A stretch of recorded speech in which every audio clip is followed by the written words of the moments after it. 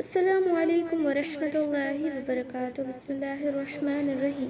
ए नबी करीम सल्लल्लाहु अलैहि वसल्लम मोमिनन के जहाद लाए हिमताई जे कॾहिं मां 20 माण्हू सबर वारा यानी साबित कदम हूंदा त उहे 200 काफिरन ते गालिब पवंदा।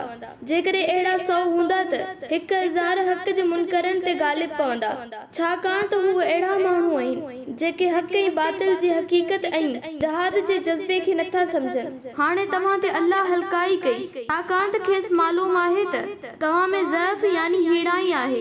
बस पोइ हाणे तव्हां मां 100 सब्र करण वारा साबित कदम माण्हू 200 ते 1000 सब्र करण वारा साबित कदम माण्हू अल्लाह जे हुकुम ऐं तौफ़ीक़ सां 2000 माण्हुनि ते गालिब पवंदा।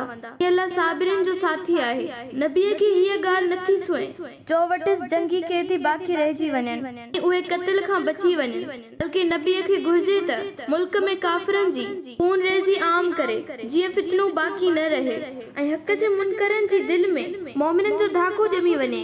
तव्हां दुनिया जो सामान यानी माल मता तलब कयो था ऐं अल्लाह तव्हां लाइ आखिरत जो नेमतूं चाहींदड़ आहे ऐं अल्लाह ज़बरदस्त गालिब ऐं निहायत हिकमत वारो ऐं दानाओ आहे। जेकॾहिं अल्लाह इहा ॻाल्हि पहिरियां ई तक़दीर में लिखी छॾे हा त जेको बदर जे कैदियुनि खां फिदियो तव्हां वरितो आहे, हिन जे बदिले में अव्हां खे तमामु वॾो अज़ाब पहुचे हा। पोइ गनीमत जे हलाल ऐं पाक माल मां तव्हां खे जेको हथ लॻो आहे उहो खाओ ऐं खां ॾियो। बेशक अल्लाह बेहद बख़्शणहार ऐं निहायत रहम कंदड़ आहे।